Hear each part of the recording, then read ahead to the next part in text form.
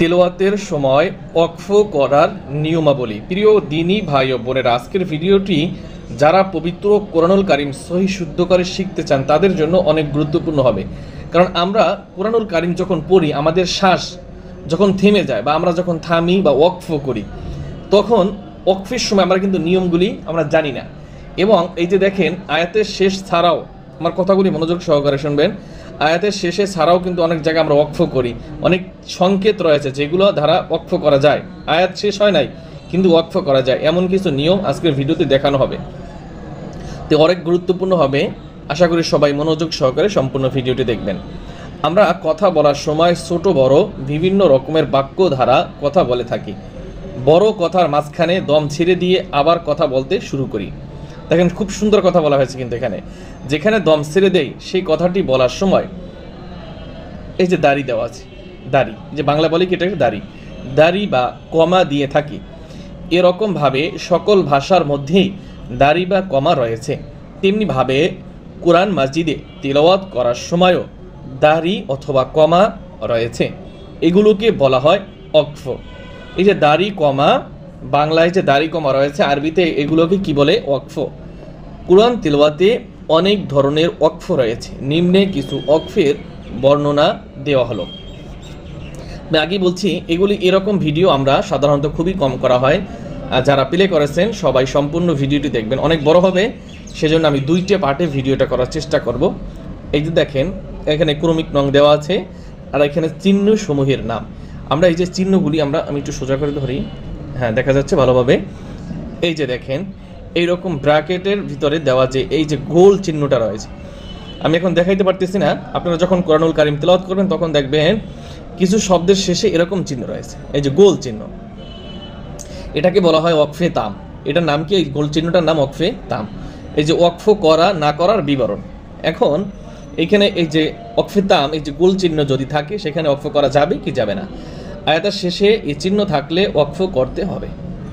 আমরা যদি তেলাওয়াতের সময় এই যে গোল চিহ্ন পাই তাহলে আমরা সেখানে কি করব? ওয়াকফ করব। মনে থাকে যেন, হ্যাঁ। তারপরে দ্বিতীয় নাম্বারে দেখেন, এই যে মিম, এটার নাম হচ্ছে ওয়াকফে লাজিম। এটার নাম কি? ওয়াকফে লাজিম। এই চিহ্নে ওয়াকফ করতে হবে। এই চিহ্ন কি করতে হবে? ওয়াকফ করতে হবে, না হয় অর্থ পরিবর্তন হয়ে যাবে। অর্থ পরিবর্তন হলে তো শিরকও হইতে পারে। অর্থ যদি পরিবর্তন হয় তাহলে শিরকও হওয়ার সম্ভাবনা রয়েছে। অতএব এই মিম চিহ্ন থাকলে সেখানে আমরা সকলেই ওয়াকফ করব। এরপর রয়েছে ত, ওয়াকফে মুতলাক। ওয়াকফেটার নাম কি? ওয়াকফে মুতলাক। এই চিহ্নে ওয়াকফ করা উত্তম। এখানে ওয়াকফ করা কি উত্তম?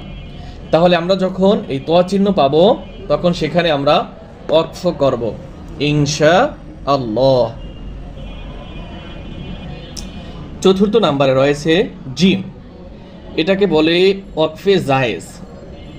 যখন আমরা তিলাওয়াতের মাঝখানে, শব্দের মাঝখানে এরকম জিম চিহ্ন পাবো, এটার নাম হচ্ছে ওয়াকফে জায়েজ। এই চিহ্নে ওয়াকফ করা না করা উভয়ই জায়েজ, তবে ওয়াকফ করা উত্তম। ওয়াকফ করাও যাবে, আবার কি মিলেও পড়া যাবে। সেক্ষেত্রে দোনোটাই জায়েজ আছে, তবে ওয়াকফ করাই কি উত্তম। 5 নম্বরে রয়েছে যা, ওয়াকফে মুজাওয়াজ।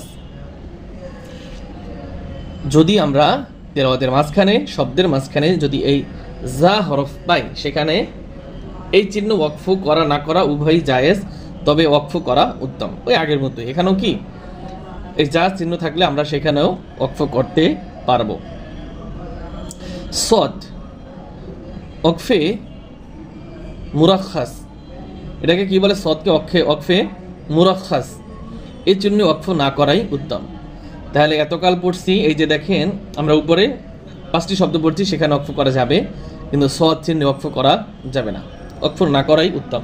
তাহলে আমরা উত্তমটাই করার চেষ্টা করবো, ওয়াকফ আমরা করব না। এরপরে কফ ফা। অনেক সময় যে শব্দের শেষে কি থাকে? কফ ফা, ওয়াকফে আমর। এটার নাম কি? ওয়াকফে আমর। এই চিহ্নে অবশ্যই ওয়াকফ করতে হবে। তাহলে আমরা পাইলাম মিম, ত, জিম, যা, এটি ওয়াকফ করতে হবে। আবার সদ, এখানে ওয়াকফ করা যাবে না। আর কফ ফা, এই চিহ্নে অবশ্যই ওয়াকফ করতে হবে। এখানে বলা হয়েছে অবশ্যই ওয়াকফ করতে হবে, তাহলে আমরা অবশ্যই ওয়াকফ করব।